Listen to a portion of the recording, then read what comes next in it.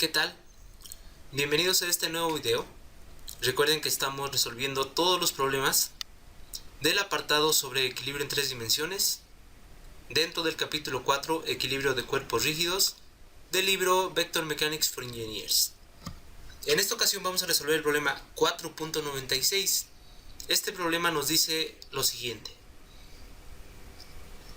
Resuelve el problema 4.95 que tenemos aquí en la figura, pero debemos de asumir que el eje que está montado en los cojinetes C y D rota en sentido a favor de las manecillas del reloj un ángulo de 30 grados. Y también nos dice que la carga de 720 newtons que se coloca al final de la palanca en el punto A debe de mantenerse vertical hacia abajo. Bien, este problema está interesante porque su análisis es un poco difícil. Por lo tanto, realizaremos el análisis paso a paso y las operaciones las realizan ustedes de forma sencilla, simple. Yo solamente les muestro algún resultado que obtuvimos y si es que cometí algún error, pues lo revisamos y con todo gusto lo corregimos. Aquí lo más importante es saber interpretar el problema. Vamos a comenzar. Tengo el eje. La palanca que estaba montada sobre esta línea, ¿sale? Al desplazarse, o mejor dicho, al rotar el eje 30 grados hacia las manecillas del reloj, pues la palanca quedó colocada en este lugar. De forma similar pasa con la rueda. Esta rueda, al girar 30 grados, la carga T o la tensión T que se ejerce en la banda queda en esta dirección. Se movió 30 grados a favor de las manecillas del reloj. El análisis es el siguiente. Nosotros estamos trabajando en coordenadas rectangulares. Por lo tanto, el paso número 1 es encontrar el vector posición para cada una de las fuerzas aplicadas. Vamos a comenzar. En la parte derecha, aquí, utilicé colores diferentes para líneas para tener una mejor visualización. Por lo tanto, el punto donde se aplica la carga de 720 Newton es al final de la palanca, justo aquí. Entonces yo necesito todos los movimientos o desplazamientos rectangulares para ir del eje hasta donde se aplica mi fuerza. Ya los dibujé. El primer desplazamiento es esta línea morada. Al llegar aquí me desplazo de forma vertical hacia arriba y esto es lo que nosotros necesitamos encontrar. Claramente la línea verde representa la palanca. Esta distancia es un dato conocido, lo proporcionó el problema 4.95 y tiene un valor de 200 milímetros. Bien, ahora, si yo me coloco de frente al eje Z y lo visualizo en este sentido, voy a tener el siguiente triángulo rectángulo. Ya lo hice en dos dimensiones con los colores correspondientes para que sea más fácil visualizarlo. Bien, a la línea morada nos estamos desplazando sobre el eje X, por lo tanto voy a llamar X1 a esta distancia. De aquí hacia arriba, sobre el eje Y, se llamará Y subíndice 1. Y en color verde, nosotros ya sabemos que estamos hablando de la magnitud de la palanca, que son 200 milímetros. Y coloco el ángulo. El ángulo que se desplazó la palanca a favor de las manecillas del reloj son 30 grados. Bien, de este triángulo rectángulo conozco dos cosas. Número 1, su hipotenusa y número 2, un ángulo interno. Por lo tanto, yo puedo aplicar dos cosas muy sencillas. Puede ser teorema de Pitágoras o pueden ser las funciones trigonométricas básicas para poder determinar sus valores. Voy a utilizar las funciones trigonométricas. Voy a comenzar. Si yo aplico el seno al ángulo de 30 grados, recuerden que el seno es cateto opuesto, en este caso el cateto opuesto a este ángulo es Y1 sobre hipotenusa, que serían 200. De aquí despejo Y subíndice 1 y nos quedaría igual a 100 milímetros. Ahora si aplico el coseno de 30 es igual a cateto adyacente, que sería X1 sobre hipotenusa, que serían 200. Despejamos a X1 y obtenemos un valor de 173.205. Bien, ahora vamos a obtener el segundo triángulo rectángulo. Ahora vamos a la rueda que está colocada en el punto E.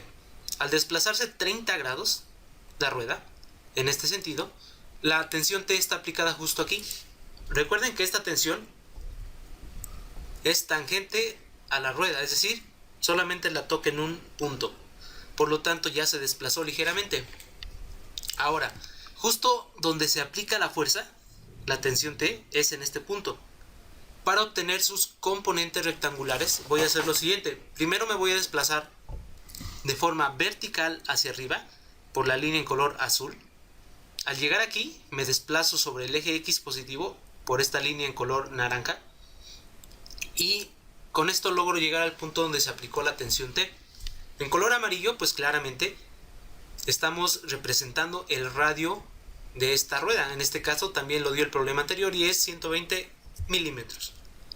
Bien, lo mismo, me coloco de frente al eje Z y coloco este triángulo rectángulo en 2 dimensiones. Aquí lo tenemos, con los colores correspondientes para tener mayor visualización. En amarillo es el radio de la rueda, 120 milímetros. Tenemos el ángulo, que es 30. Y el desplazamiento vertical en color azul lo llamaré Y subíndice 2. Y el desplazamiento en naranja sobre el eje X, X subíndice 2. Aplico nuevamente las funciones trigonométricas. El seno de 30 es cateto opuesto x2 entre hipotenusa, que son 120.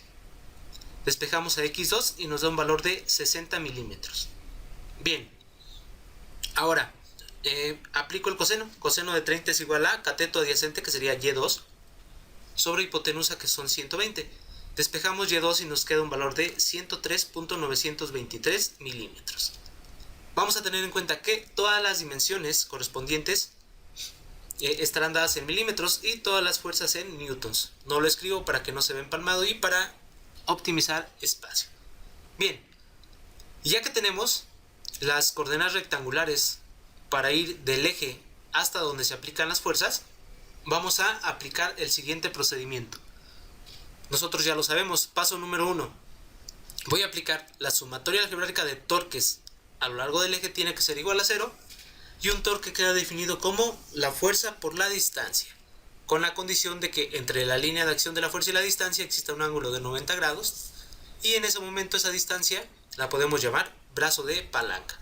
Si el giro es en contra de las manecillas, el torque es positivo. Vamos a comenzar. Bien, quedamos que estos torques son movimientos de rotación que ejercen las cargas externas. Solamente tengo dos, la de 720 y la tensión T. Vamos a comenzar con la de 720. Si yo aplico esta carga de 720, el eje rota en este sentido, que es en contra de las manecillas. Por lo tanto, de acuerdo a mi definición, es positivo. Entonces va a ser igual el valor de la fuerza, 720, por su correspondiente brazo de palanca. Entonces, si yo trazo o prolongo la línea de acción de esta fuerza, véanlo, la distancia perpendicular a esta línea de acción que pasa por el eje, pues claramente es la línea en color morado.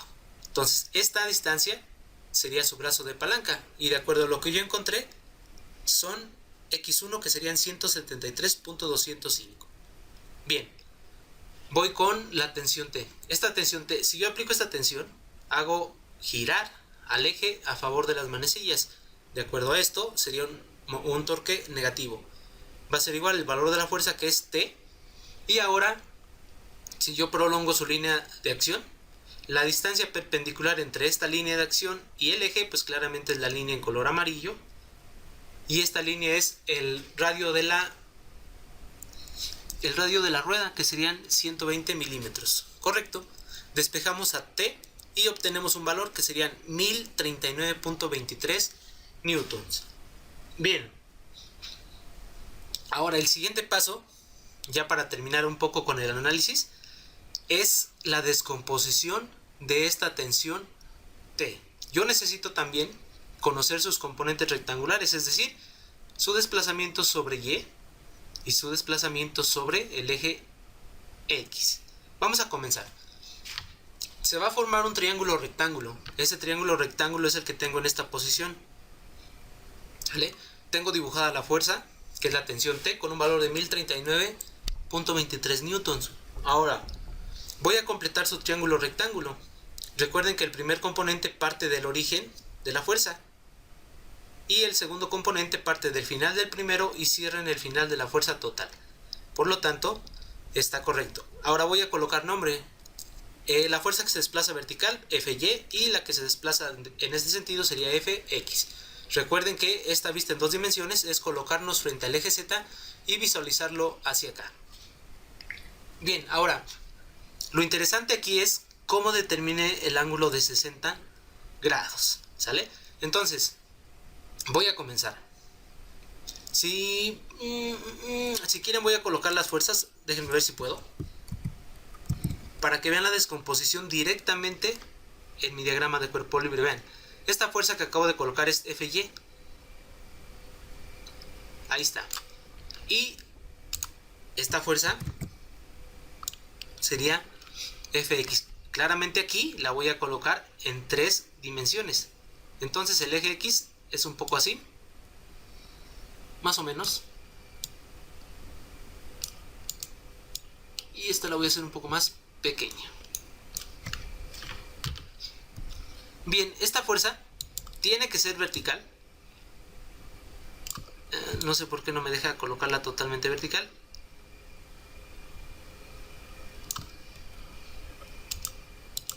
Pero bueno, más o menos ahí está. Bien, ahora, ¿cómo determino el ángulo de 60 grados? Bien, voy a hacer lo siguiente. Voy a prolongar la línea de acción de la fuerza, que es esta. Luego, esta línea en color amarillo la voy a hacer un poco más grande. Listo. ¿Vale? Entonces, si yo prolongo la línea de acción de la fuerza, déjenme ver cómo quedaría.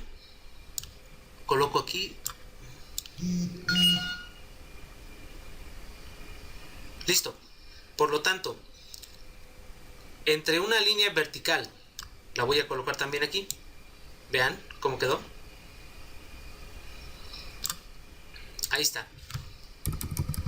Sale. Ahora sí.